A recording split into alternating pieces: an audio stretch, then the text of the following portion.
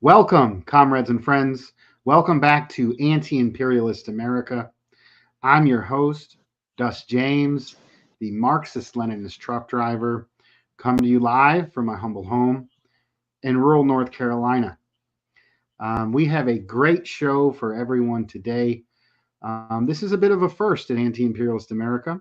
We're doing a panel discussion with a few experts in their fields who also have a number of personal experiences and testimony to add to this discussion. Tonight's discussion is the fascist manipulation. We're going to be going over a number of fascist movements and right wing movements, and we're trying to focus on how they were able to convince the masses of people to carry out horrific and horrible acts of brutality, repression, for the benefit of a few, the monopoly capitalists and the imperialists. So with me tonight is Slava, who is the deputy and editor in chief of the Revolution Report. Welcome. Hello, everyone. And we also have Alex Suarez, who is a journalist, author, organizer. How are you tonight, sir? Pleasure to be here. And we also have Flame of Liberation, who is a world-known historian, anti-imperialist, organizer. Brother Nick, welcome. Hello, thanks for having me again. Great to be here again, and great to be with these other distinguished guests you have today. Thank you. So we're going to be doing 4 presentations on various aspects of right-wing manipulation and fascism. And we're going to be starting off the first presentation focusing on Ukraine from Comrade Slava. All right. All right. Go ahead. For those of you who don't know, I'm Slava. I am Ukrainian. My nickname is Ukrainian Socialist on Twitter. So I was born in Ukraine. I lived there for most part of my life. And then I moved to the United States about 12 years ago. And I would like to start by saying that today is a interesting day. It's actually a 10 years anniversary of Euromaidan, or as Ukrainians like to call it, the Revolution of Dignity. I don't know why on earth they would give it that name, because 10 years after, where's their dignity? It was not even the first Maidan in Ukraine. It was the second color revolution that have happened in my home country. And both of them were fascist tries of the overthrow of the government.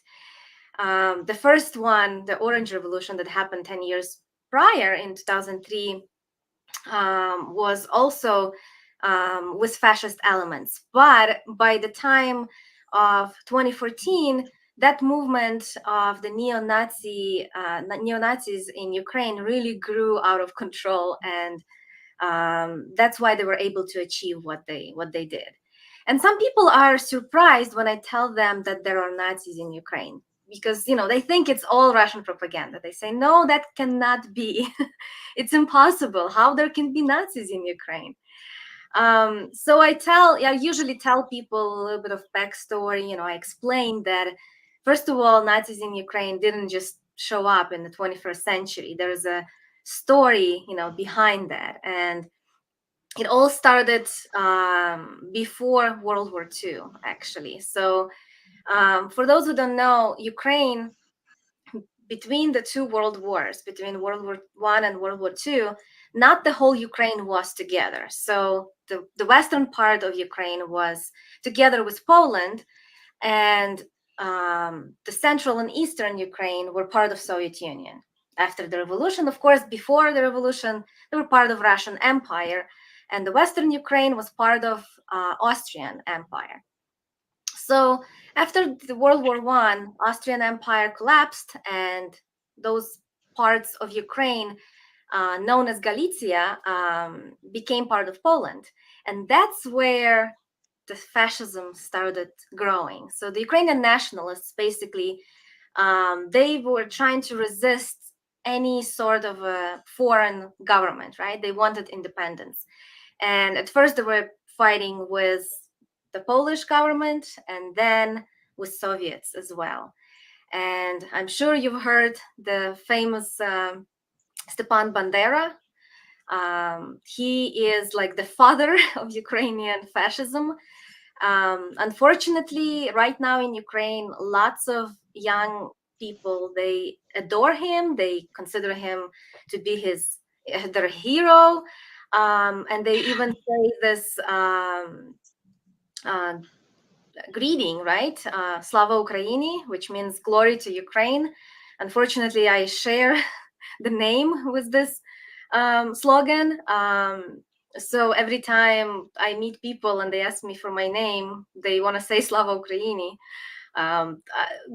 I try to joke it out and say, no, I'm not in Ukraine anymore, something like that, just to, make it a little bit more humorous, because people don't understand that this slogan is fascist. They think it's just recognizing Ukraine or like supporting Ukraine. They think it's equivalent to having Ukrainian flag in their, in their Twitter bio. So but that's not the case. The slogan was started being used in about 1920s, 1930s by Ukrainian nationalists.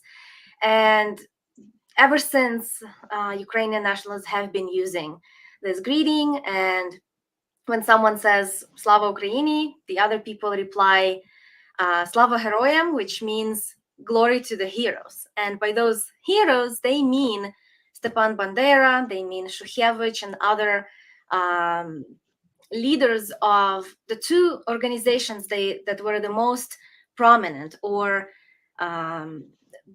so one was called OUN, Organization of Ukrainian Nationalists, and the other one was called UPA, the Organization of Ukrainian Partisans.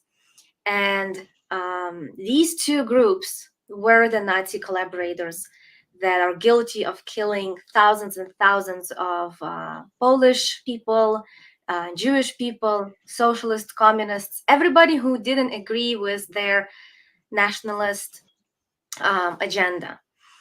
And of course, during World War II, we all know what happened. The Nazis were destroyed, but some of these Ukrainian nationalists have survived, and they have kind of went underground, and they were sponsored and helped by the CIA for years. So well after World War II, they were, CIA was funding these underground operations to keep the resistance going. They still wanted to get rid of the Soviet Union. So one of such operations I would like to share about is called Project Aerodynamic.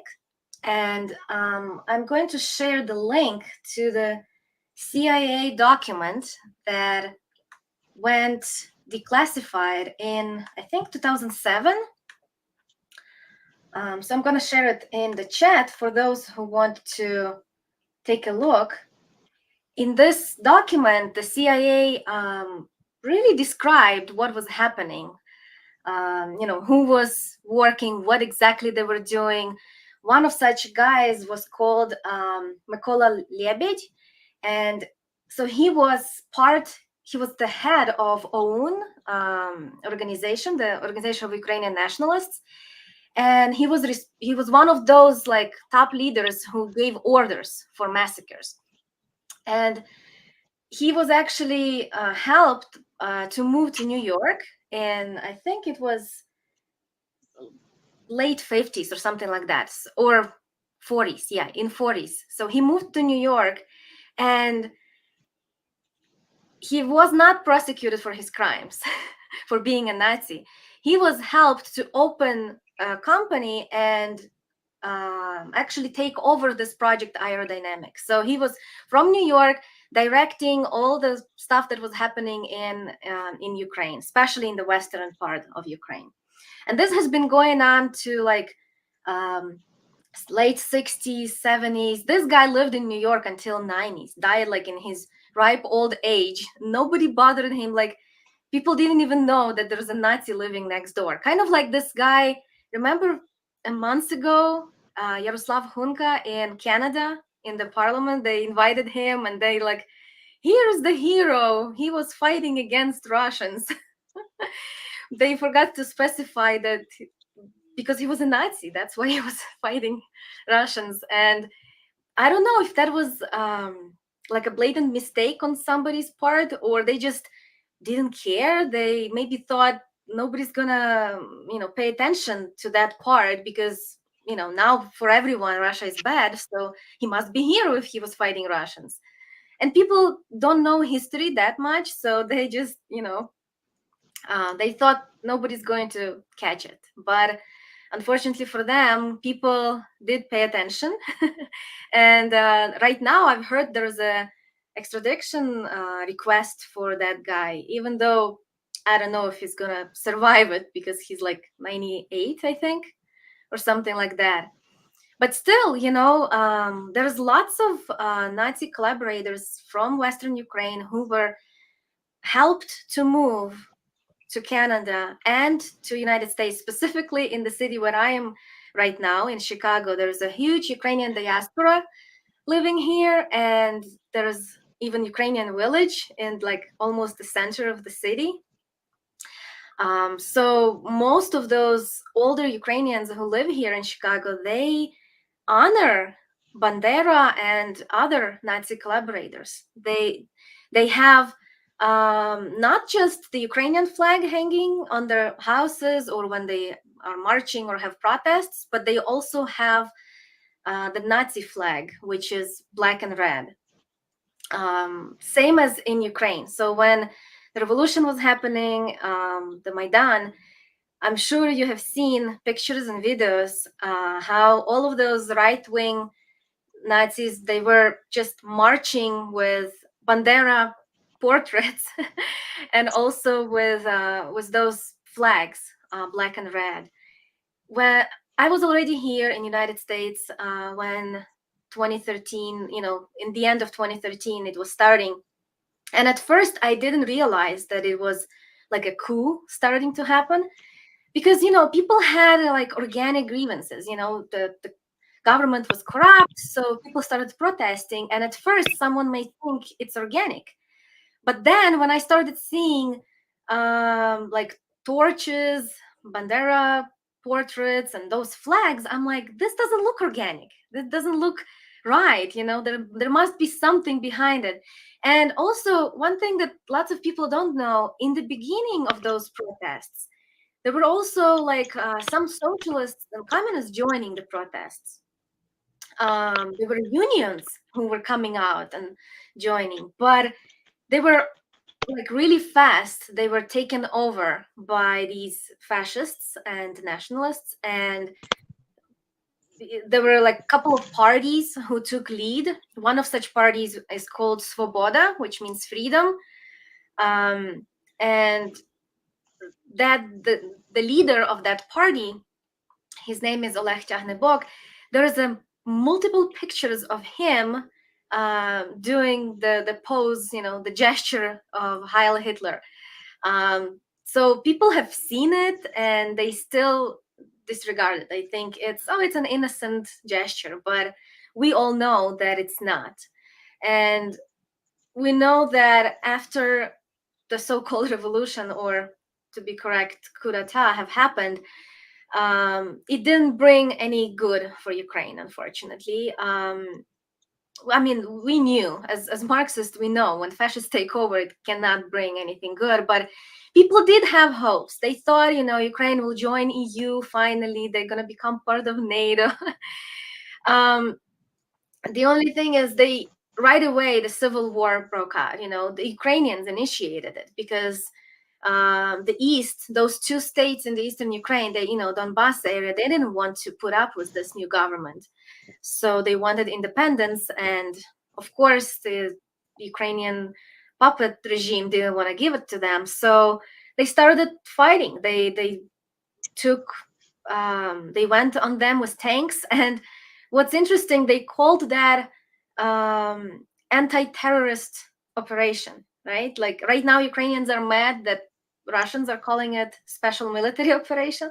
Well, they were also calling it an operation, and they were calling people of Donbass terrorists. And it was a, crazy 8 years long war with lots of thousands and thousands of people dying. I have family members living in Donetsk, and they have been bombed. They have lived without water, without electricity. It was terrible for all of those years. And if you want to learn more about Donbass and all that war that was happening, the Revolution Report did a great documentary last year. We posted it on our channel. Let me just share the link for those who haven't seen it yet. In the documentary, you will see like lots of testimonies of people who live there, and they tell their story, their side of the story. They say, what have we done that Ukraine have been bombing us for so many years, and basically ignoring our appeals. There were like 29 ceasefires broken. There were like 2 rounds of Minsk agreements that were broken by Ukraine. Donbass wanted to abide by the rules. They wanted to talk and negotiate, but Kiev regime didn't want it because they've had all the support from the imperialist state. So, they had all the money, all the funding, they had all the Western media propaganda on their side. So they wanted this civil war in Donbass to go for as long as possible. They did want to exterminate those people. Therefore, it is understandable why last year a special military operation have happened. And as much as I don't like to see a war in my country, I constantly worry about my family. I have family on both sides, I have family in Western Ukraine, I have family in Donetsk. And actually, my aunt who lives in Donetsk city, she has 2 sons, and one of her sons lives with her in Donetsk. The other one lives in Kiev, so the Ukrainian side, right? Can you imagine if both of her sons get drafted and one has to go fight on the Ukrainian side and the other one has to go fight on the Russian side? That would be awful. That's like a nightmare, I just can't even imagine how, so far they haven't been touched. But lately I keep hearing that Ukrainians, they're running out of men. So they're trying to draft like older guys, those who are like 60 plus. They try to draft them. There's like a push for students to be drafted, which is crazy. I mean, this never happens in any conflict, right? But they want now they want women to go fight too. I know that any females who have like medical education, or they work in medical field, they can't leave the country. So not only the men can't leave, like my dad, my brother, I wanted to do like paperwork for them so they can come here. They're not allowed. They can't leave. Now all the medical workers who are women, they're not allowed to leave the country. So I feel like they're going to keep on drafting and drafting to make this saying that we all hate, right? To the last Ukrainian. The West, they are willing to fight Russia to the last Ukrainian, and it's so sad and unfortunate. But I've noticed lately the the narrative is starting to change a little. Like it's almost like the West is being ready to drop Zelensky because of what's happening with Israel and Palestine. They can't, the funding has to be now divided. So Zelensky has been receiving so much and with no results, right? That counteroffensive that was happening from last year, not from last year, this year, right? From June. Um, it didn't bring any results. They didn't gain any territories back and anything. So it seems like they're ready to say bye to Zelensky. But we'll see what happens.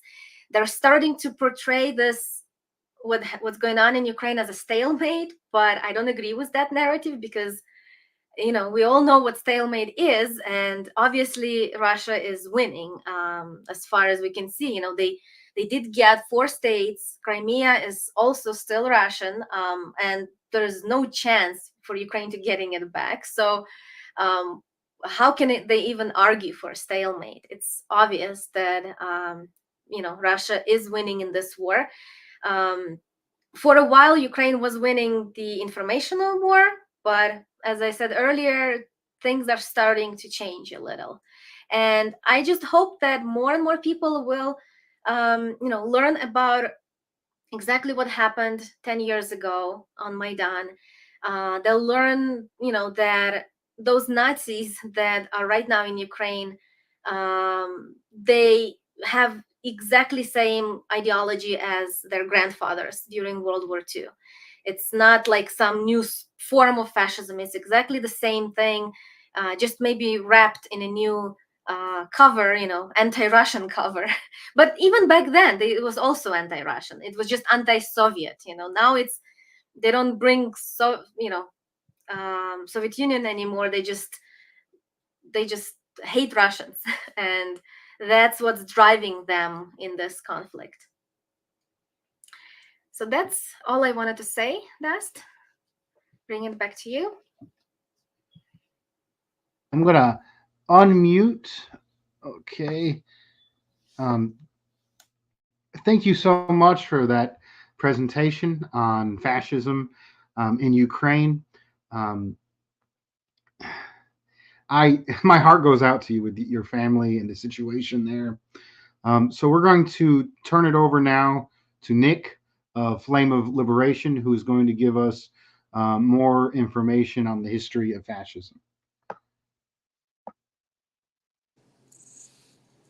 Yeah, I just want to say that was a great overview of the whole situation in Ukraine and the history. And I'm going to be talking about fascism and Nazism and the various branches of fascism. And I think there's a lot of overlap between that and what Slava just went over, because, of course, the Nazis occupied Ukraine, and there was a direct collaboration between the Ukrainian Nazis and the German Nazis and the various Axis powers. But anyway, so I think, well, besides that, I'm also going to talk about Zionism and sort of the connections between Zionism and fascism and some of the similarities.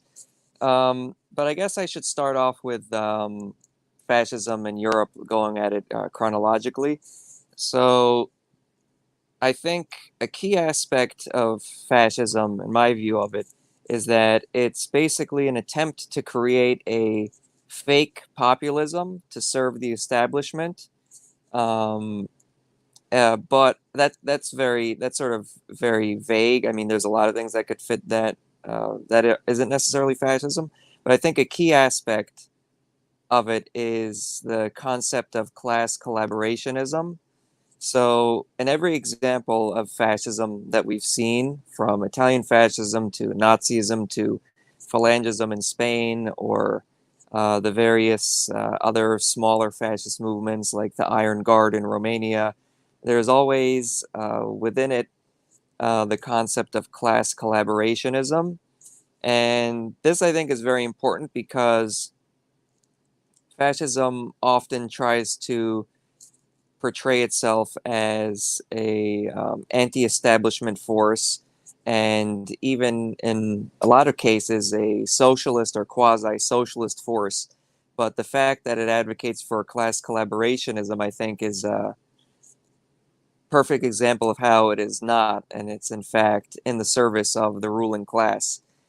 So I think I'll start out with Germany and how Nazism sort of developed there. Um, Prior to the Nazi Party actually forming, there was the pre-Nazi formations, you could say, were the Freikorps, which was sort of a grouping of former World War One German uh, soldiers, veterans who came back from the war and were far right in orientation. These were at the time it was mostly monarchist and nationalist led, and they were actually utilized by the social democrats of the Weimar Republic to fight against the communists in the I believe it was the Bavarian Socialist Republic.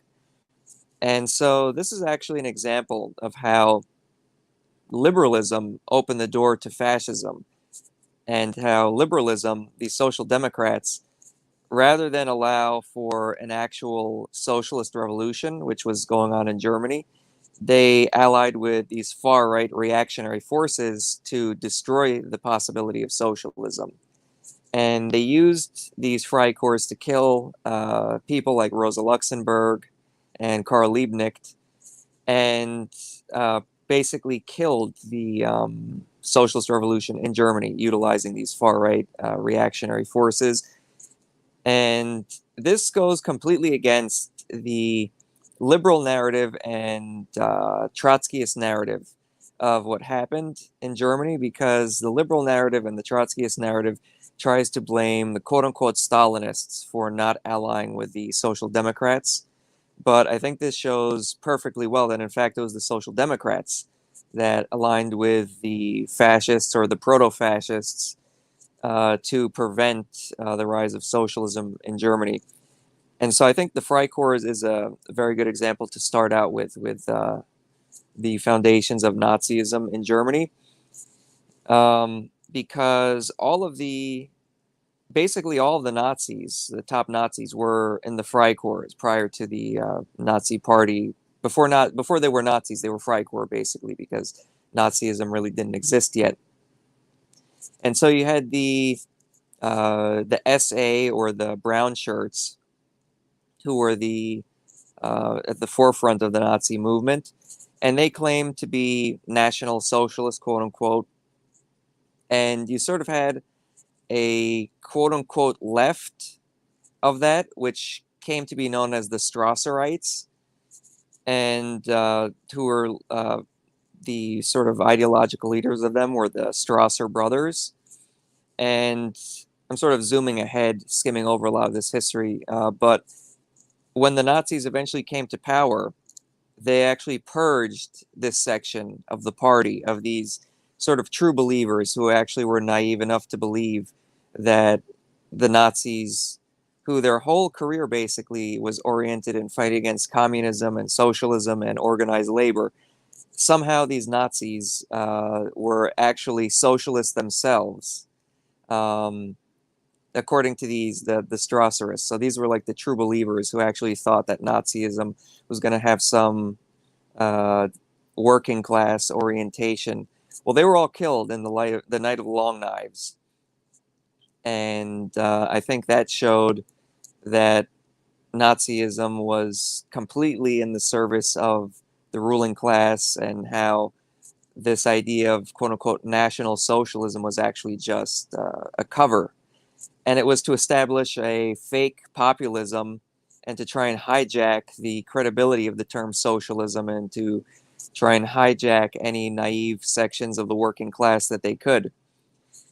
And from the beginning, anti-communism, anti-Sovietism was a key aspect, if probably the key aspect, in fact, of Nazism, while claiming to be National Socialist. At the same time, they're always 100% anti-communist and anti-Soviet. And that was from the very beginning, from Hitler's Mein Kampf all the way up until them coming to power and Operation Barbarossa and the invasion of the Soviet Union. So that was the intention, actually, to establish a form of fake populism, demagoguery, pretending to be against the bankers, pretending to be against the elites, while in fact serving the elites and trying to prepare the public for war with the actual threat to the elites, the actual threat to the bankers, which was the communists and eventually the Soviet Union. When I say eventually, I mean because eventually that their whole orientation and their whole everything they were doing led to the war with the Soviet Union. And so I think that's a very uh, important way of looking at the Nazis, and it completely destroys the whole liberal narrative of Nazism, because they try to, maybe they'll mention the anti-communism, but they want to sort of separate that and not make that the main aspect of it, when in fact that was a central aspect of it, and serving the German industrialists, the German ruling class, that was the key aspect of Nazism. And these few the dumbest idiots, the Strasserists, who actually believed that they were going to actually go after the capitalists, they were all killed by their fellow Nazis. So, and you could find quotes from Hitler, despite claiming to be a socialist, national socialist, that false term. He was always talking about what socialism meant was just to be patriotic and to serve Germany. And the whole thing about quote unquote Jewish bankers, it's not the issue that they were bankers or capitalists. It was an issue that they were Jewish. So it's completely it's complete nonsense to try and distract the public from the actual issue, and to say that, oh well, capitalism is fine so long as they're patriotic German capitalists. We just need to get rid of these Jewish capitalists. So it was always in the service of the ruling class of Germany, perhaps targeting a small section of the ruling class who were Jewish, but serving the overall German ruling class. And of course, it was class collaborationist because of that whole concept of it being okay for there to be capitalism so long as it was German capitalism, and that we're all Germans, so we should all forget about this concept of class struggle. And of course, the Nazis claimed that class struggle and communism was a Jewish conspiracy. So it was all an attempt to try and prevent actual socialist working class revolution, and to get the working class to be subservient to the ruling class and march into war in the service of the German military industrial complex, to march into war with the Soviet Union, which of course was a complete failure. They were destroyed, but nonetheless, that's what they were thinking they would. That's what they were planning. Now, moving to Italian fascism, which the Nazis actually were heavily influenced by. Um,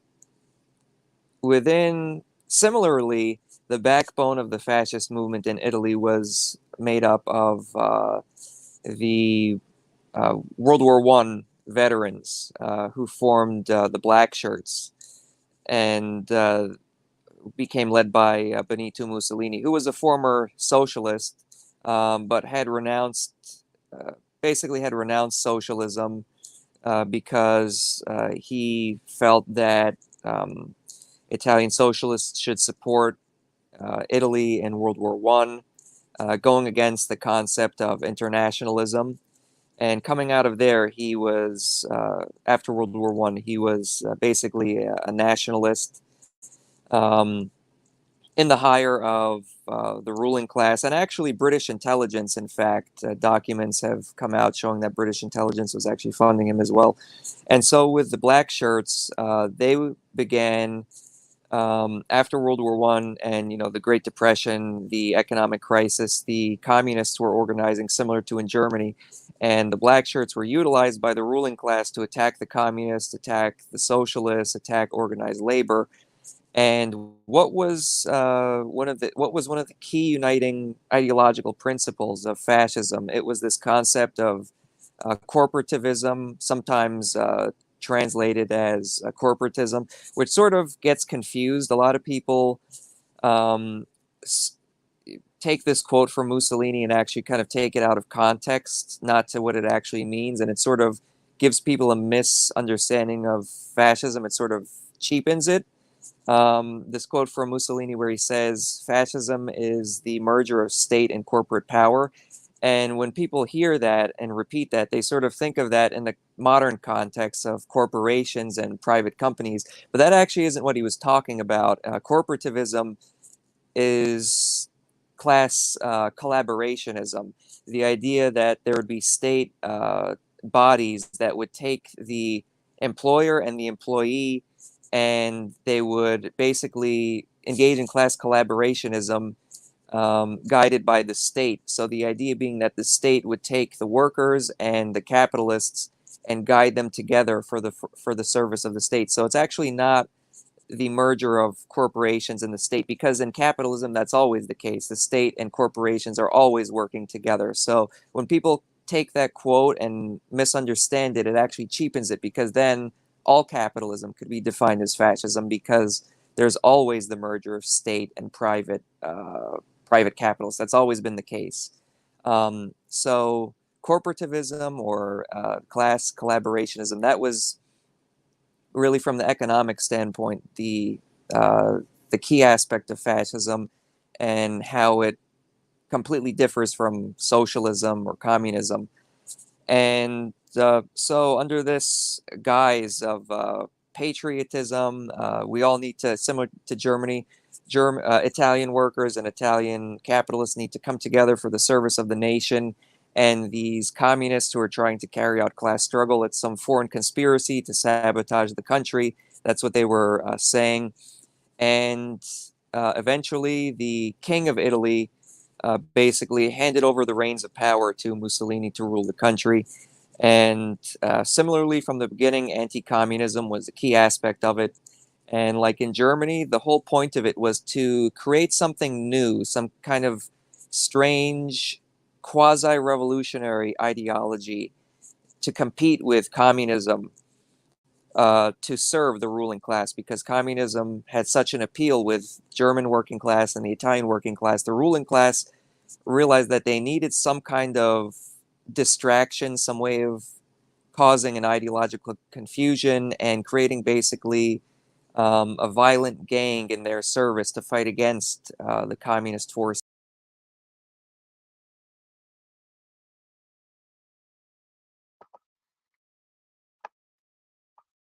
Looks like we lost Nick during his presentation. We also, our comrade Alex Suarez had to leave as well. He had a family emergency. So it looks like when the Liberation's back and he can continue his presentation. Yeah, sorry about that. The window crashed. Where did I leave off? Where did I cut out? Not not too long ago. Okay, it I was think very you were short. on Italian fascism. Yeah. So basically, similar to in Germany, Italian fascism was an attempt by the ruling class to create a vanguard for them under this false ideological guise of like this fake populism, fake revolutionary appeals, to get the public to back, like in Germany, German imperialism, and the war with the Soviet Union and the other countries and lead up to that. It was to get the Italian public and the working class to stop class struggle and to support the state and its imperialism in Libya and Ethiopia and in the Balkans, and eventually also in the invasion of the Soviet Union, because Italy also very idiotically sent troops to fight along Hitler in the invasion of the Soviet Union. And I think this, in my opinion, the combination of class collaborationism and fake revolutionary appeals, I think that's a key aspect of fascism and how you could differentiate it from other other ideologies, because this was throughout Europe, the fascist movements, whether it be the Phalangists in Spain, the Iron Guard in Romania, the Nazis, Italian fascism. They all use this class. They all claim to be against the bankers, and they would frame it as Jewish bankers, but advocating for class collaborationism and against class struggle. And I think that was really a defining aspect of it, this combination of fake revolutionary appeals and class collaborationism, in the service of this fake, or I guess you could just say nationalism, fake or actual nationalism, however you want to define it. So I think those are some key aspects of it. Now, to go into Zionism, I'm not sure how much time I should have on this. Dust, how am I doing on time? No, we're doing well on time. We unfortunately we lost one of our presenters, Okay. and this is a very important issue right now that we've been speaking on quite a bit. Go ahead. Sure. Yeah. Well, I think with Zionism, you could draw some very similar parallels to Nazism and Italian fascism and other forms of fascism, and that so within the Jewish community, internationally in Europe and the U.S. and the Soviet Union and Russia, the Jewish community had actually been quite active in the communist and socialist movement and involved in labor organizing and class struggle. And the Zionist movement, if you think about it, it's a class collaborationist ideology of they're all Jews and they should all come together as Jews and forget if you're a Jewish capitalist or a Jewish worker or a Jewish peasant. You should all come together because you're Jews and you're under threat from this. Everyone is out to kill you, and you need this safe haven in Palestine, so-called Israel, to be safe, and you should forget about class struggle in your own country, leave and go to occupied Palestine, and everything will be fine. And I think two groups that are perfect examples of this within the foundations of Zionism before the creation of the State of Israel were these two Jewish Zionist terrorist groups, the Lehi and the Irgun, which were far-right Zionist paramilitary terrorist groups in occupied Palestine, and they actually advocated for alliances with the fascist powers, the Axis, European Axis, and I think that is a very it shows the hypocrisy of Zionism, because Zionism likes to call everyone anti-Semitic and Nazis and such, when in fact they were willing to work with the most anti-Semitic people to further their cause. And of course, many other Zionists, early Zionists, I believe within the revisionist Zionism school, they had this idea that they would promote anti-Semitism because it would further their cause, because they wanted to get the Jews out of Europe and elsewhere. So having a hostile environment was in their favor to do that. So from the very beginning, actually, Zionism, because a lot of times within like more liberal criticism of Zionism, there's this idea that Israel is historically democracy. This is what they say like around the world. They like to use this concept of like what do they say? Democratic regression, receding democracy, and encroaching authoritarianism. They like to portray Israel in that context of saying like, oh, Israel is historically a great democracy, and it's just Netanyahu and these right-wing extremists who are destroying it. They like to say this about a lot of countries around the world, and they like to lump in Israel, so-called Israel, in this. But in reality, from the very beginning, Zionism, from even before Israel existed as a state, up until all of its history, Zionism was an extremist, racist ideology. And these terrorist organizations, the Lehi and the Irgun, were some of the founding fathers of Israel, and they're celebrated as the founding fathers of Israel, along with the other Zionist terror groups, militias, and they were absolutely supremacist ideologies. They carried out massacres against Palestinian Arabs, and from the foundations of Israel, they carried out horrendous massacres against the indigenous Arab Palestinian population. So, speeding ahead to around the time of the creation of the State of Israel,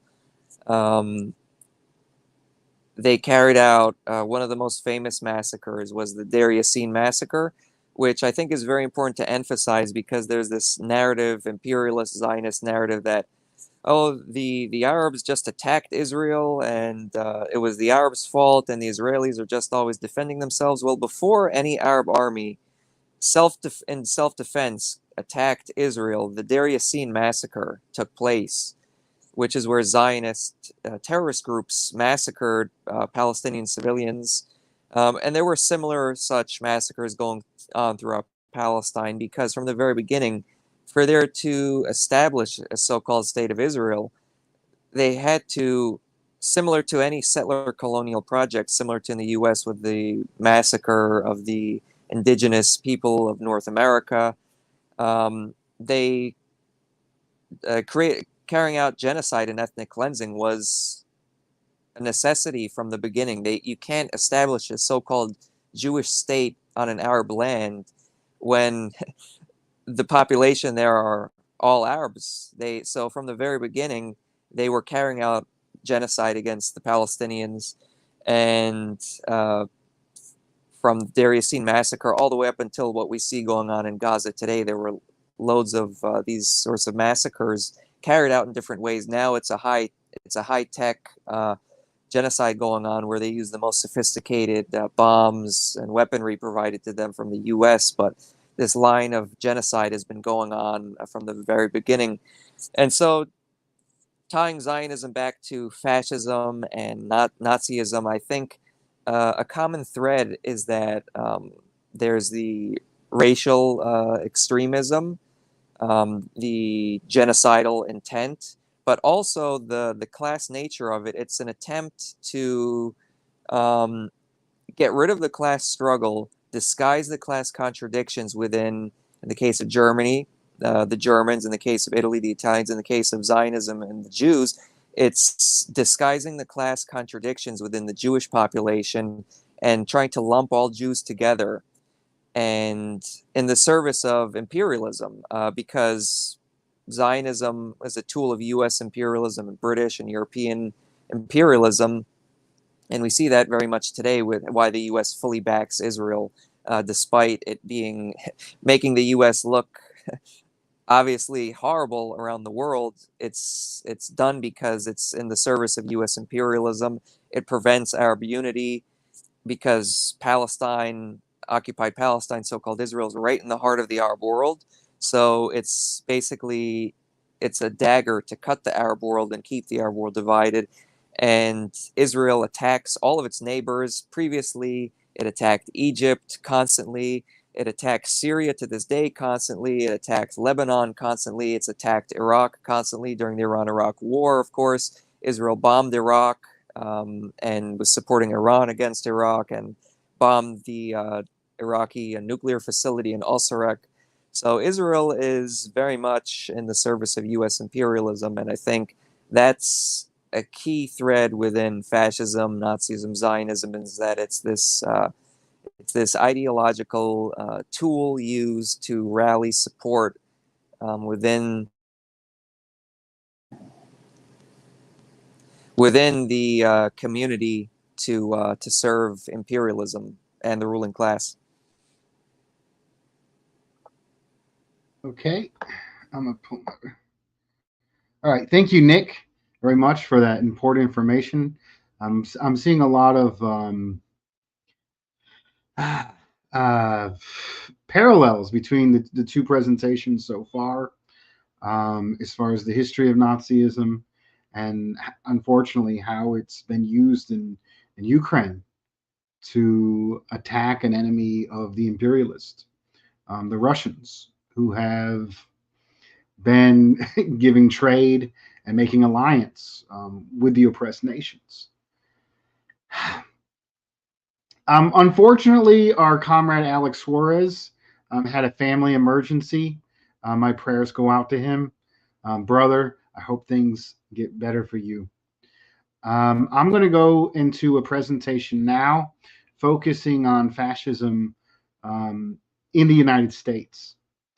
And this is a big topic.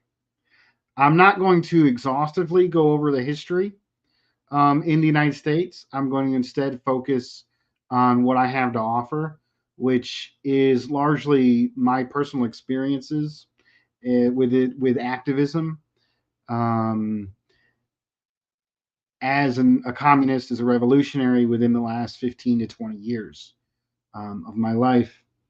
But I'm going to start off briefly about the United States. So let's look at what is fascism.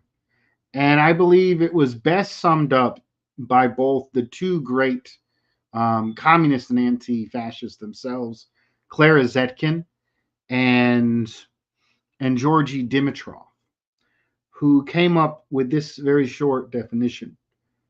Fascism, the open terrorist dictatorship of the most reactionary, most chauvinist, and most imperialist elements of finance capital. And it's interesting in his argumentation. If we look in the United States, there was an attempt at a fascist coup under Roosevelt, and it was largely the business interests. And I think it may seem like it doesn't really go together, but in reality, fascism is an attempt to stop socialist revolution. It's an attempt within crisis. The capitalist imperialist class doesn't want to enact fascism if it doesn't have to. It's largely a last resort. And in this crisis, it's ultimately, as Georgy Dimitrov rightly pointed out, it's ultimately the strongest section of capital, which is finance capital, which has the most power within the global imperialist system, that comes to the top, manipulates the population, and attacks its main enemy, which you've heard the famous quote, first they came for the communists, because the communists were going to carry out a revolution and take the capitalists out of power. So they manipulated the population through any means necessary. A lot of people say, well, fascism is like, this is fascism, that's fascism. They're very different. This fascism in India likes Indian people and thinks Hindus are the most advanced rights. And the Hitlers think that, the Aryans, not even all of Germany was Aryan, are somehow the most advanced people, or somehow the American Constitution is on par with the Bible and God. And, these things don't seem to go together, but they do. And they do because it is the most strongest section of the imperialists, the finance capitalists, manipulating whatever forces they can, their underlings within the industrial community, but mostly mobilizing the population to attack the revolutionary sections. Another definition from Dimitrov, I can pull it up on my phone. Fascism is the power of finance capital itself.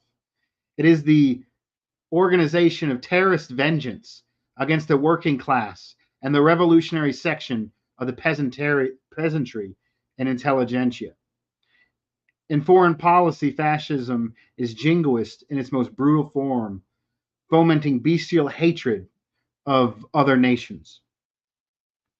So I believe I've given a good concept of what fascism is, and I think the main is its substance.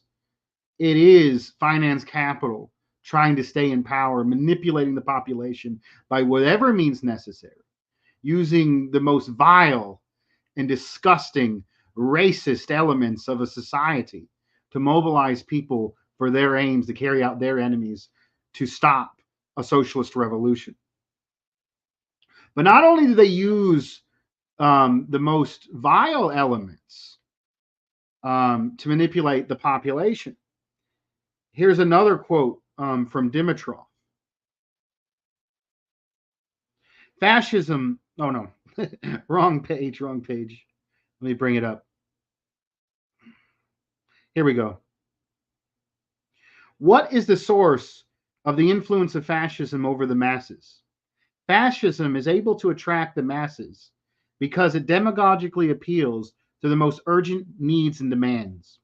Fascism not only inflames prejudice, they're deeply ingrained in the masses, but also plays on the better sentiments of the masses, on their sense of justice, or sometimes even on their revolutionary traditions.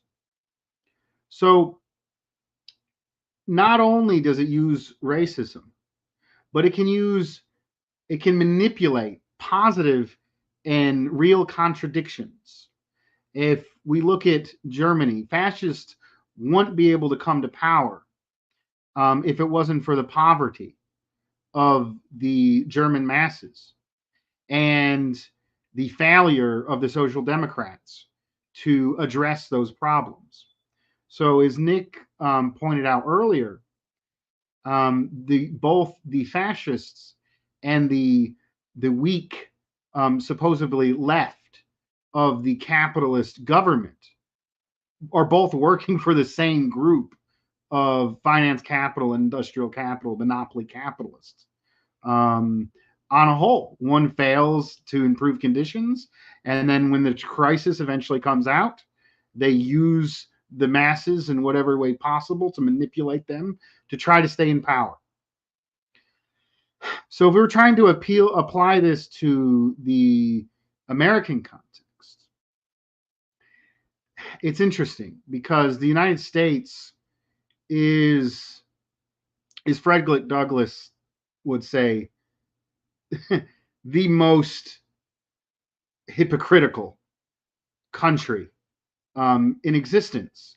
I mean, it came to being by throwing out a king and starting, the Enlightenment era. And it was one of the first republics, which was an advancement from feudalism, and completely broke from constitutional monarchies and went to a constitution with a president. And it was supposed to have equal rights for all, liberty and justice for all. But at the same time, they invaded a country, they invaded a continent, mass murdered the people, stole their land, carried out genocide, hauled over African people to do free labor, slave labor for centuries. The absolute hypocrisy at the United States founding. And I had heard it argued, and I think it's correctly argued, that if fascism is a complete lack of any semblance of capitalist democracy, if it is terror on the population, then the oppressed people, the indigenous people, the African people, the slaves, the Chicano people, have never really had democracy. This has always been a fascist country to them. And I think it's very telling. If you look at the British treatment of India, if you look at the French treatment in Africa, the way oppressed people have always been fascist treatment. So if we're looking at, what is fascism within the imperialist context, we're largely talking about when the imperialists treat their own population the same way they treat the oppressed, the same way they treat the oppressed nations. And if we look at fascism as a way of stopping and the most revolutionary, and if we look at the context of the United States, it has always been the oppressed people who have been at the forefront of the revolution in the United States. If we go back to the slave revolts, if we look at what some Marxists deem the Second American Revolution, the Civil War, where the slavery, the brutal, disgusting, backward system of slavery and the slave aristocracy was smashed to the ground.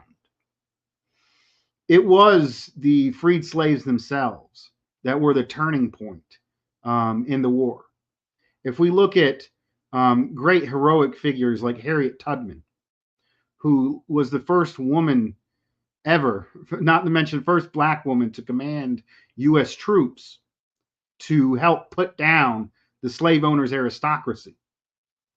There really was a revolutionary movement and it was a class war. The Civil War was a class war. No, it was revolutionary. We're talking about an entire population of people whose labor is in slavery, a vestige of feudalism. What are the class implications? What if you're a poor white worker in the South working beside someone who's in bondage? What is your ability to negotiate for wages? Not very much whatsoever. Not to mention the absolute indignity and disgusting treatment of slave labor. So it has been the most revolutionary in the United States. This isn't me being this isn't some kind of the magical Negro. This isn't me fetishizing people. I'm talking on a material historical basis. It has been the most exploited people who have led the revolutionary movement in the United States going back to the Civil War. And if we continue this further, let me go ahead and look at my notes. After this, the communists, let's see, in the 1920s, late as well as the late 1800s, we'll start talking about the general labor movement. The labor movement and the communist movement was largely led by immigrants who were treated worse than the Anglo immigrants. And a lot of them were at the forefront of the organizing. If we look at Joe Hill, if we look at the Palmer raids in the 1920s were basically fascist raids. And it was part of anti-communism and the Red Scare to stop the most revolutionary element of which were communist organizers and anarcho-syndicalists and the rest in a large coalition. But they went against immigrants, Eastern Europeans, some of the most poorest workers in the United States. And then we look at the communists spearheaded the civil rights movement in the South because they knew of the contradiction. We look at the Communist International that recognized Harry Haywood's the Black Belt thesis in the 20s. And Stalin and Lenin told white communists they need to recruit from the most oppressed in the United States. And that's what they had to do. And if you look at the height of the power of the communist movement in the United States, that was when they recognized the national thesis of the Black Belt. That is when they were most militant on the Black liberation issue, is when the Communist Party had the most power. It wasn't until the McCarthyite period when there was vicious attacks. Communists were tortured. Communists were driven from their homes. Communists were made to give up names of their comrades to stop the communist movement, destroy the power of labor, to destroy the unity amongst the oppressed and the working class. And then, after the McCarthyite repression, you saw a weaker Communist Party, a smaller Communist Party, which was no longer hooked to the Union movement. You saw a destruction of the Union movement. But let's go. So we know what fascism is used for. It attacks the most revolutionary. It attacks the communists. It attacks the immigrants. It attacks basically anyone the Nazi ideology can scapegoat to an extent as well.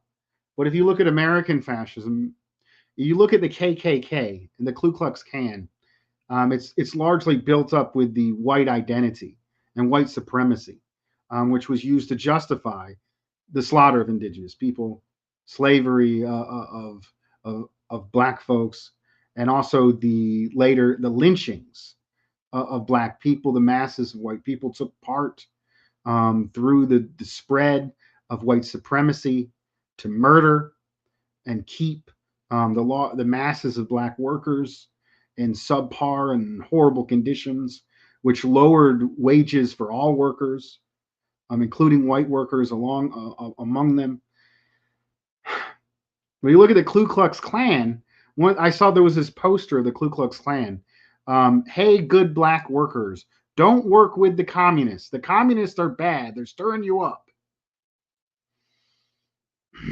So, I mean, in the United States, this white supremacist, America is a white country, has been at the core of what fascism is.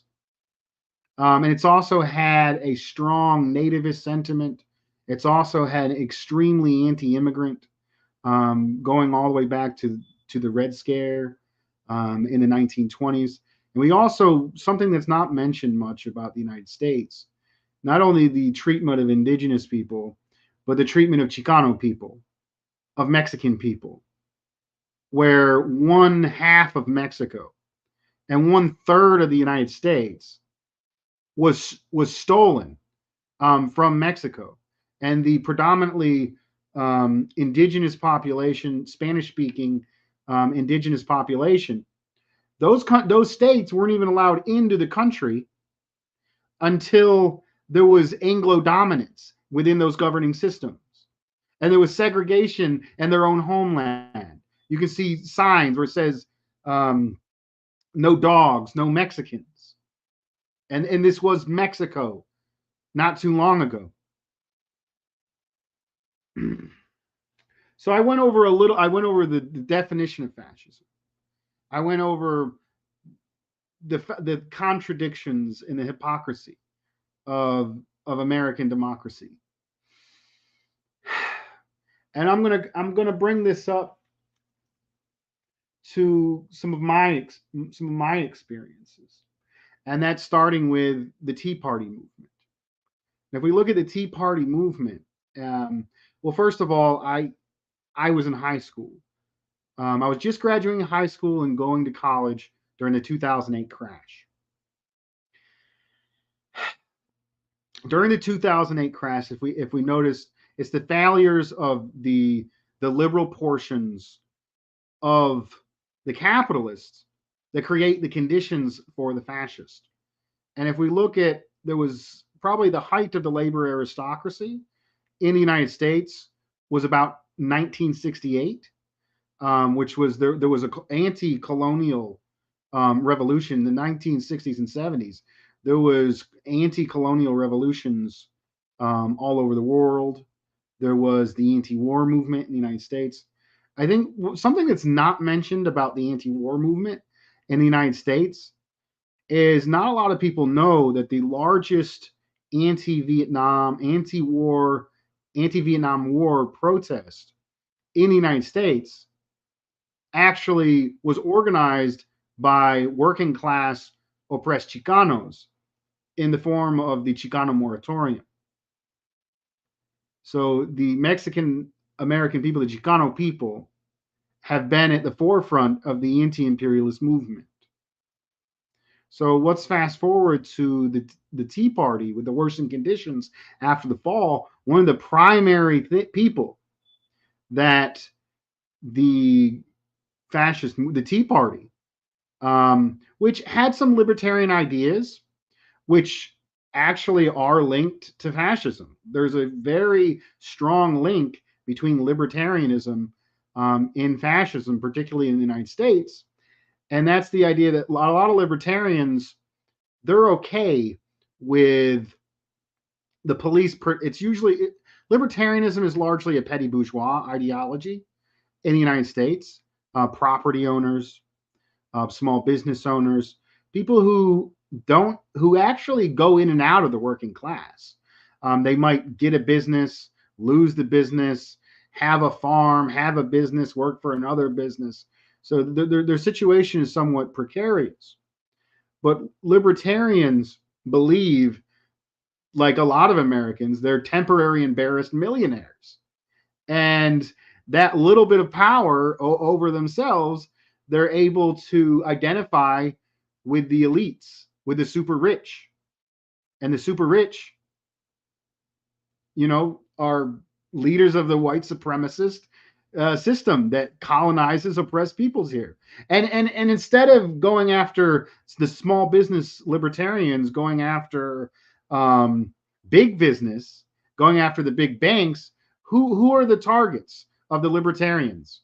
Well, we need to cut all of the government programs that actually help the people. And if you look at when people talk about cutting programs, majority of social programs benefit white people, to say, but the stereotype that came out from Reagan, which was the welfare queen, there's racist undertones and honestly outright racism now within the Libertarian Party. If you look at the caucus, the Mises caucus that recently took over the Libertarian Party, they're one of the most disgusting racist elements within the Libertarian Party. So there's a huge overlap between white supremacy, um, anti-black, anti-immigrant sentiments within the libertarian movement, and close links to fascism itself. And the Tea Party movement I talked about earlier. Dimitrov said they appeal to the revolutionary sentiments. What are we told in the United States is this country is founded on? A revolution against the king, a revolution against tyranny. And what do they proceed to do? The Tea Party, who had petty bourgeois people who are rightfully angered at losing their businesses and becoming more proletarianized, do they go against the big banks? Do they go against the capitalist system? What was the main thing the Tea Party did? And this is supposed to be a populist movement. This is supposed to be rebelling against the system. The Tea Party was founded by the biggest billionaires, millionaires, directly writing their scripts. And what is the main political action that a Tea Party does? Well, first of all, it's the tax day, because they don't want to give their money to people on programs that they associate with black and brown and poor people, because they're so much smarter than the rest of us. They go after health care during the under Obama, when he was trying to make it his legacy. He's a horrible imperialist president trying to make his legacy of healthcare. And Obama took public option off the table. Let's forget socialized medicine. There was supposed to be a public subsidized insurance company. Obama didn't even try to get that to going. And what's the Tea Party? The Tea Party gets all these old folks, all these conservative, all these people who lost their jobs, all these people that riled up, don't have as good as they had it as their parents did, or are losing their retirement, what have you, and gets them to attack healthcare that would help working class people, healthcare that would help women, healthcare that would improve our communities. This is fascism. That the Tea Party was fascist. The Tea Party was the capitalist mobilized to attack the working class and attack any semblance of it. And another thing about the Tea Party was, how was George W. Bush on the middle class? How was George W. Bush's policies about being with, working with the banks? He had the exact same policies of Obama. So what is the difference between Obama and George W. Bush? Obama is a black man. So they manipulated the racism that was present in society to attack a black president. Now let's talk about Obama and the failures of liberalism and the failures of the so-called left portion of the capitalists. Obama came into office and bailed out the banks during their crisis. Obama continued and expanded the Bush wars. Obama continued to fund Israel. Obama re-signed the Patriot Act. Obama continued the neoliberal policies that Reagan started, Clinton expanded, worsening the conditions. And it basically was part of what helped create the 2020 crash with quote COVID and the worsening conditions. So we look through this Tea Party movement where you had Democrats and fascists, essentially both working for the monopoly capitalists and strengthening each other. Obama's policies helped create the conditions that enabled the Tea Party to continue to recruit. Even though they were at odds with each other, these two forces were helping and supporting each other. And they were both working for the same monopoly capitalist against the working class. So let's go into the election of Trump. Nobody thought Trump was going to get elected. Everybody thought Hillary Clinton was going to have it. And let's look at Trump. Trump announced his campaign calling immigrant workers, primarily from Mexico and Latin America, calling them rapists, calling them thugs, dehumanizing them, calling them the scum of the earth. This is how he started his campaign. If we look at the raza and the immigrant workers in this country, they are the backbone of the American proletariat. Undocumented workers are the most exploited workers in the United States. If you look at the food service, construction, hospitality, when COVID broke out, who were the people that were in these absolutely necessary jobs, the essential workers? It was the immigrant workers, Latino workers, raza workers. And this person attacked them. Remember I said that the Chicano people were at the forefront of the anti-war movement, have been at the forefront of the union movement. If you look at in my state of North Carolina, probably one of the most promising movements here is the Farm Labor Organizing Committee. And what the Farm Labor Organizing Committee did is they were trying to get more money for the tobacco workers. And they learned that the farmers, who are their boss, which they're fighting against for better wages, are mistreated by the tractor companies, are mistreated by the banks. So the HB2 visa farm workers union united with the Growers Association and went against the banks, went against the tobacco companies, and went against monopoly capital for the benefit of the whole of working class communities in the South. And that is who Trump attacked viciously and dehumanized and started his campaign doing. I mean, it only got worse if we look at the Trump presidency. He started out by almost starting World War III with Iran. And then let's go into the next economic crash with COVID. COVID killed thousands and thousands of workers unnecessarily because of negligence on the Trump regime, criminal, genocidal negligence on his part. He didn't even admit COVID existed. And you know who primarily died from COVID unnecessarily? It was the most vulnerable. It was the black workers. It was the raza workers. It was the meat packing workers. I worked in meat packing. My first job at 18 years old on my 18th birthday, I went to go work with predominantly undocumented workers in the chicken plant down the street. People that provide the food for this country died in mass in the meat production facilities. And it's interesting the way he handled it. So let's compare the Chinese policy of COVID versus the United States one, and a more advanced system far away in China, where they actually put things aside and have the resources and have the scientific ability to analyze what's going on, get the test out there, test the people, and then have small coordinated lockdowns to stop the spread, continue production, and save millions of lives. That's what they were able to do.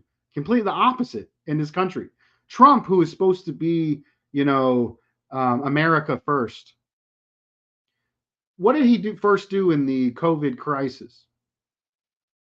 What he did, there was a cheaper vaccine. There was a cheaper test being put out by the World Health Organization. I believe it was out of Germany.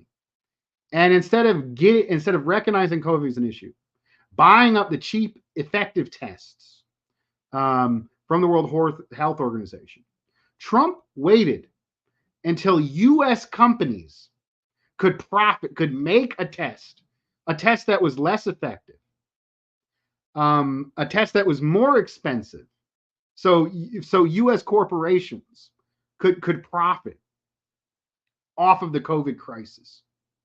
Why hundreds of thousands of people died.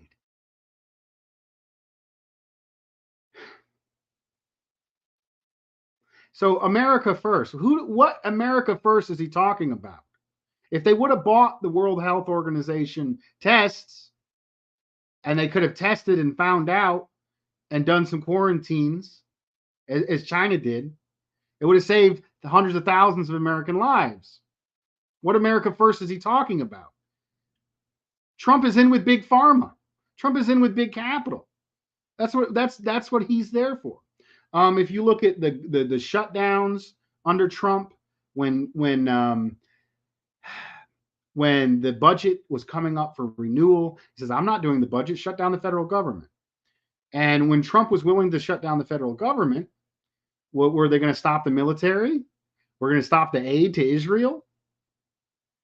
No, they're going to shut down basic services that the United States, that U.S. workers depend on. And there's also the question of the unions, the federal unions, the public service unions, where black workers who have at the forefront of the labor movement are in higher numbers. So it's an assault on the union movement, an assault particularly on black workers, an assault on black and brown and poor communities from Trump. Now, people will say, "Well, oh, you must be some kind of liberal if you think, Trump is a fascist. You agree with that?" It's like, no. Would Biden have done any better? Maybe. I mean, he would have recognized it existed. But even if Biden was in office, would the U.S. even be capable of doing what China did? No, they wouldn't be able to. But if you look at it, when Biden came to power, what did he run on? Get Trump out of office. And who is Biden? Biden was basically racist cover for Obama. Biden goes all the way back with the segregationists, who was against segregation, who once said, "I don't want my children to go up in a racial jungle." This is what Biden did. But guess what happened? The vast majority of raza, or Latino people, came out in favor and voted Biden. Over 80% of African Americans came out and vote for Biden. And why was that? It's because the absolute disgusting, blatant racism of Trump. So I made a quote earlier. This imperialist duopoly is this tight ratchet where if you support anybody, if you support Trump because you hate Biden, you end up supporting both the fascists and the Democrats. If you support Biden, you can't support Biden, who's creating the conditions, who's enabling the fascists. The only thing that works is empowering the working class and oppressed communities and rebuilding the workers' power that we had back when we had the Communist Party, when the Communist Party was most aligned with the oppressed masses. And now I'm seeing people now that we're in the Biden era, and mind you, Biden, what happened when Biden came to power? He immediately funds the fascists in Ukraine. I mean, if you look at, I think Slava touched on this, but if you look at after the coup in Ukraine, the neoliberal policies that were enacted by that government destroyed the economy of Ukraine. I remember there was corruption before, but if you look at the amount of wealth and the standard of living of the average Ukrainian pre and post coup, it's night and day after the neoliberal policies.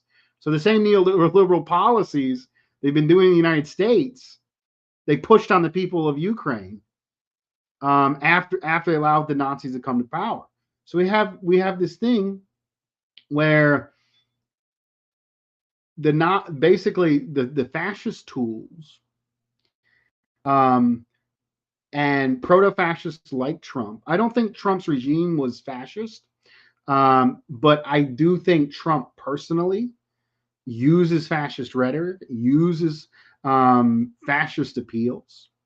I don't think we're gonna. And then we come to January 6th, where there was an attempt to keep Trump in power. Now, it was so feeble that they obviously couldn't do it. And what did the Democrats do? They used it to win, to continue to win the midterms. Like the neoliberals can't do anything. They can't improve conditions. They can't help the people. They can't get us health care, but they can use their controlled opposition.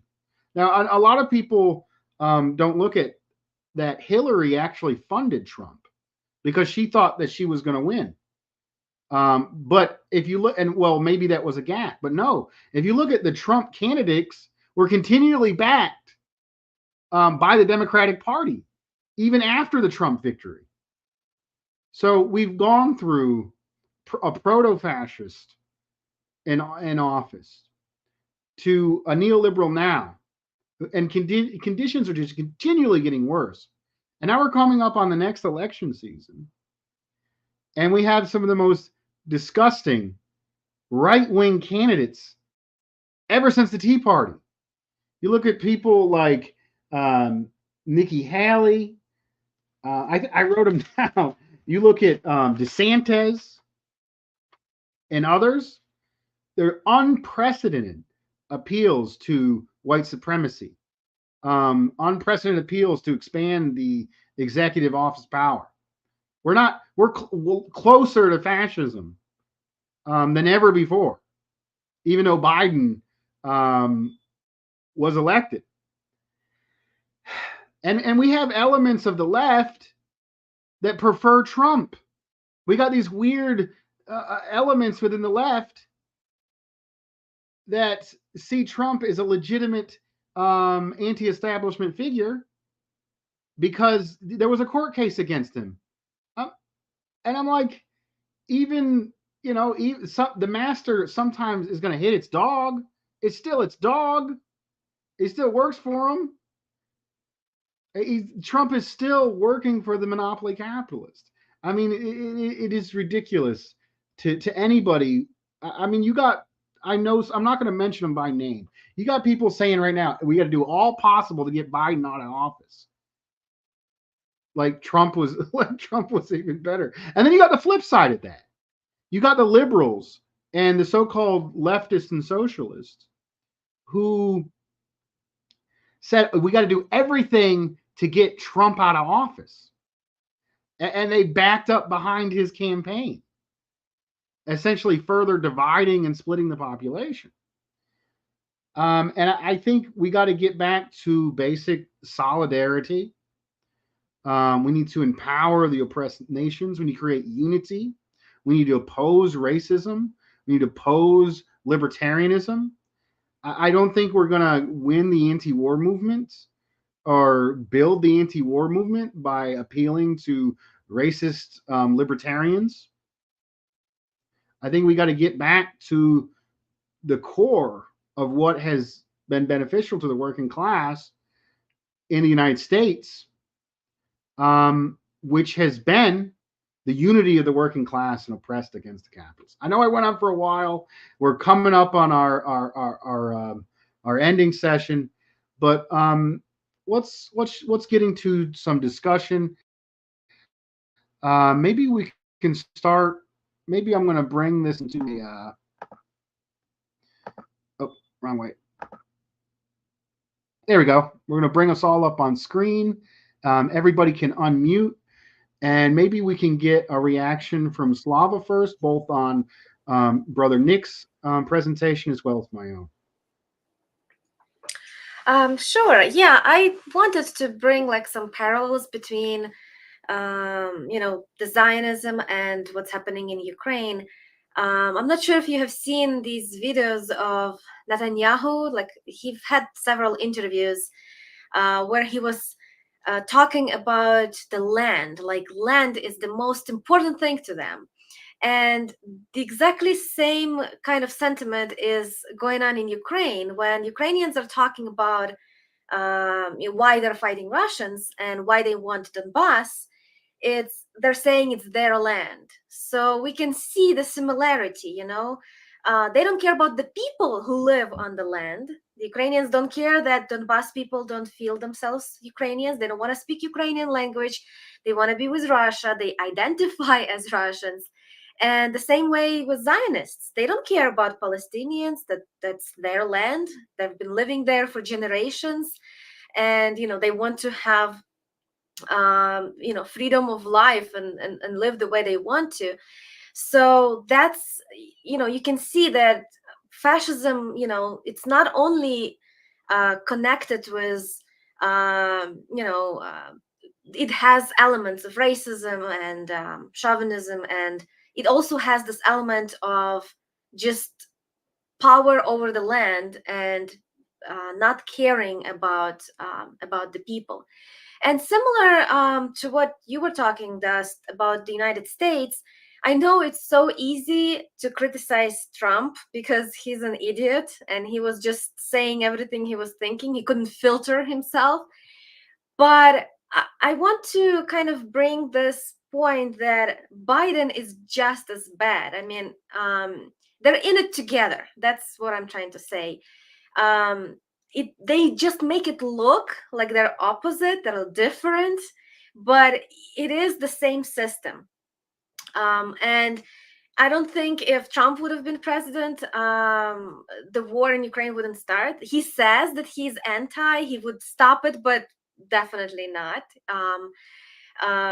He's just making it look like that's happening. And I know lots of people give credit to Trump for not starting any new war, but everything else, all the wars that were there, he continued them. He continued bombing Syria, and he was blatantly saying, yeah, we're in Syria because we're taking oil, of course. So I think the Democrats, who are just as bad, in some cases are even worse, but they are so anti-Trump, and all this Russia gate, all that was done just because Trump wouldn't keep his mouth shut. He would just talk all the things that wouldn't, don't have to be said out in public. He would just say it. So they needed somebody like Biden with dementia who can't even speak. They need somebody like that out there so they can pretend to be good guys. Democrats are saying that they're pro workers, pro people, but in reality, they did everything they could also to to make poor people become poorer. And they're just saying that they want to keep all these programs, but in like welfare programs and stuff, but in reality they keep cutting budget. They are saying they're pro immigrants. I live in Chicago, and we received a ton of immigrants who we have a new mayor in Chicago who has been, his program he's been running on was that he's going to take care. He calls himself socialist. He's been promising to take care of everyone. He put them in tents. There's people living in Chicago weather. I mean, it's super cold. It's freezing temperatures. He put them in tents out there. And there is like really a lots of available housing. He doesn't want to give it to them. So that kind of tells you the hypocrisy of Democrats. They pretend to be the good guys, but they're the same. They're the same as the Republicans. Republicans are serving the role of being the bad cop, and the Democrats are pretending to be good cops. But They're together, and you can tell that they're the same beast by their position on Israel. Like in case of Russia and China, the Republicans are hating China, Democrats hating Russia. They're like split. They're like, okay, you take this, we take that. But on Israel, they're like together. So that tells us that we shouldn't be delusional. They're the two sides of the same coin. Thank you. Shout out to everyone in the chat. Thank you for joining us, DJL7, Tristan, Arturo. Sorry, Workers Reading Room, Lars Amble. Thank you so much for joining.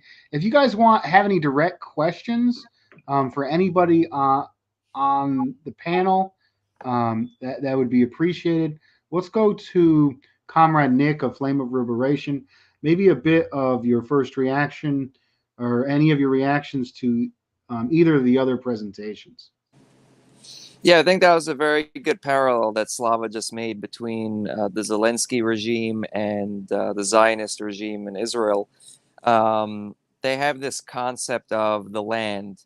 And actually, if you look at the rhetoric of a lot of the Kiev regime spokespeople and government people and the rhetoric of the Israeli Zionist regime, it's quite similar. You see this, and you saw it more especially earlier on, like in with regard to Ukraine and Donbass. You saw a lot of it, like especially earlier on, like in 2022.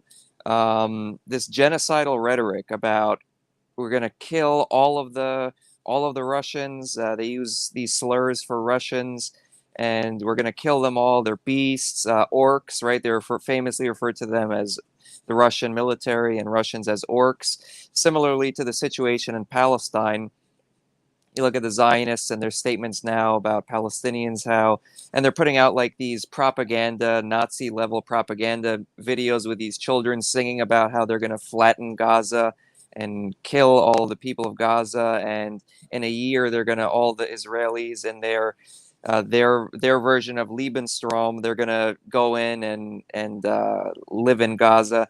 Well, first of all, I think this is a complete fantasy because the Israeli military, while they're good at killing civilians and bombing houses and massacring civilians from a distance, when it comes to actually fighting on the ground, they're very weak and very ineffective. And you compare it to the Palestinian resistance, the Israeli military is really getting their asses kicked. With them having the most sophisticated tanks and everything, the Palestinian resistance, just with RPGs, improvised explosives, they'll run up to an Israeli tank. This famous video, they run up to the Israeli tank, they put a bomb on it, detonate it, and the Israelis, they really don't know what they're getting into. Again, they can kill civilians from a distance, but when it comes to actual fighting, they're not effective. And similarly, that's actually similar to Ukraine, especially earlier on after the Maidan coup back in, so this is previously before the Russian intervention in Ukraine. The Kiev regime, NATO-backed Kiev regime, was heavily bombing Donbass.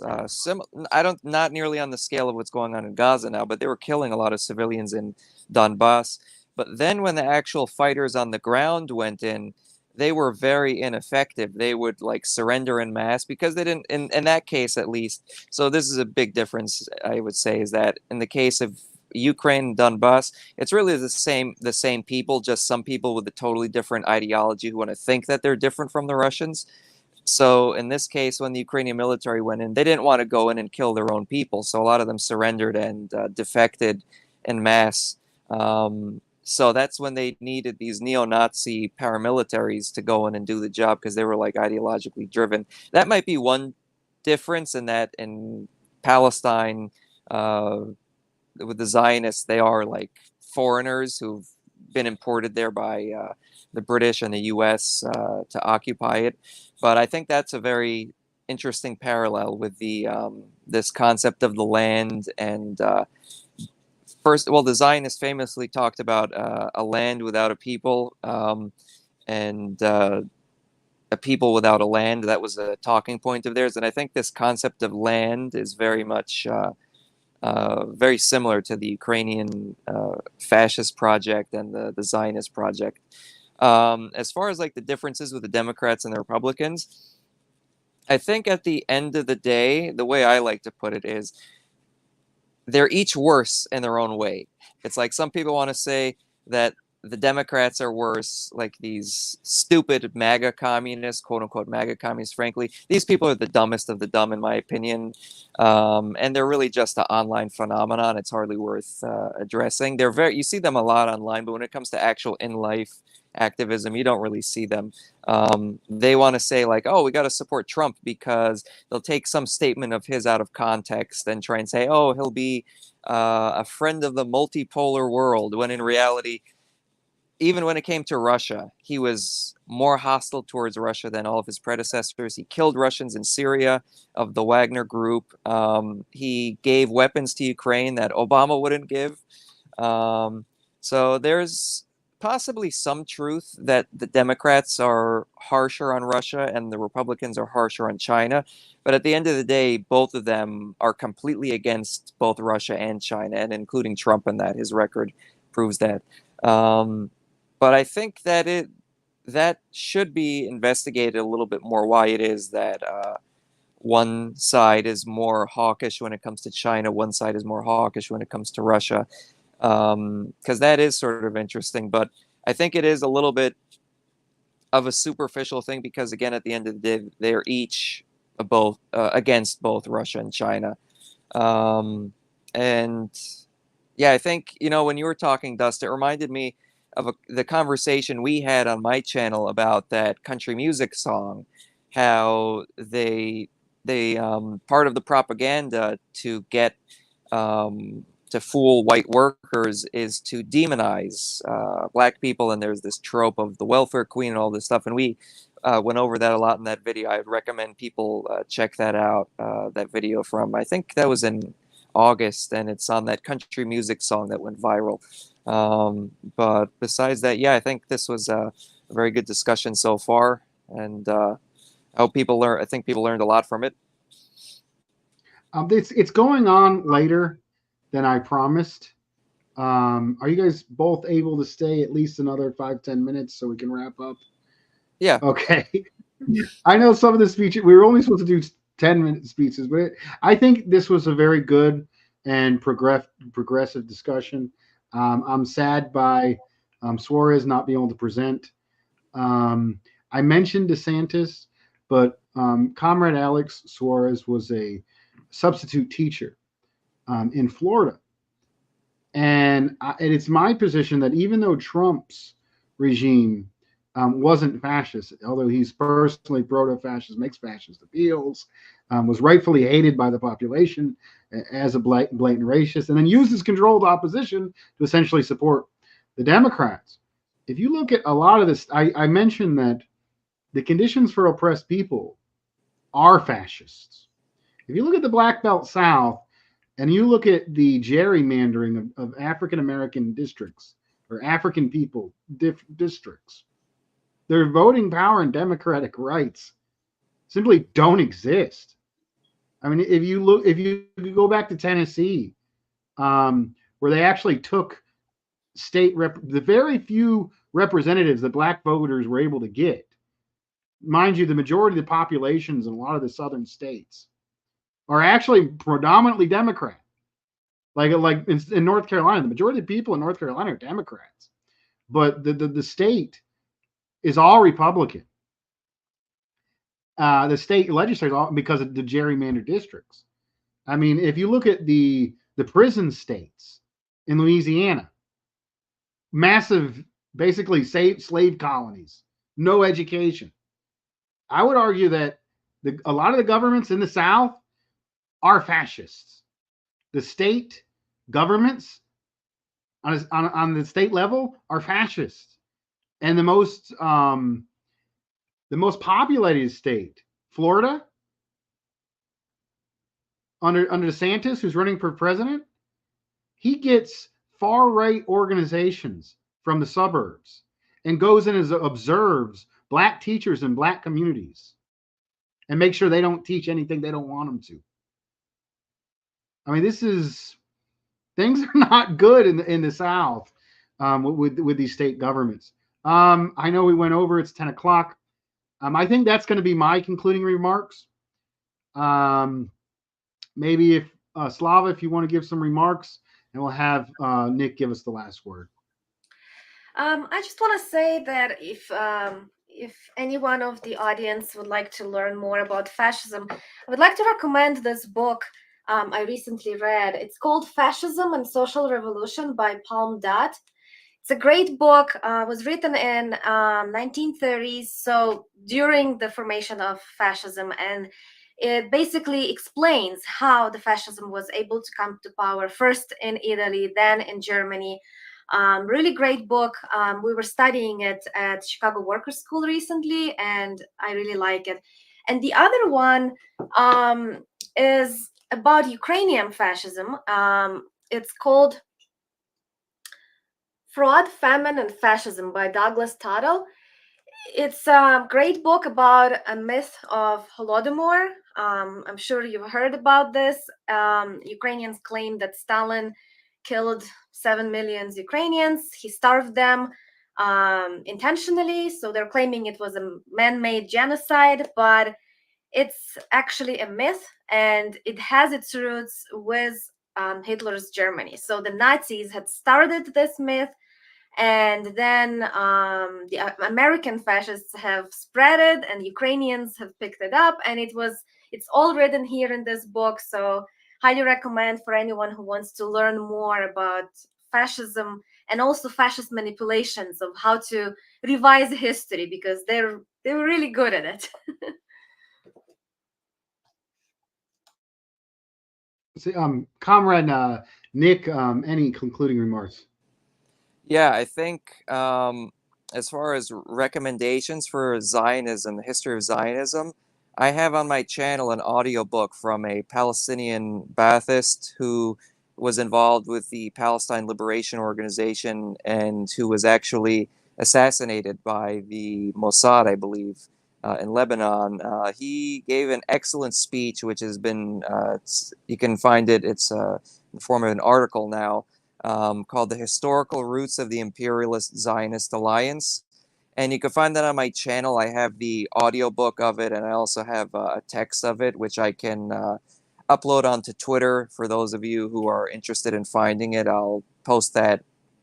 Once I get off of here, I'll post that on my Twitter page on Flame Liberation Twitter. And yeah, it goes into the history of the foundations of Zionism and how Zionism was used as a tool by European and U.S. Imperialism to control the Arab world in the Middle East.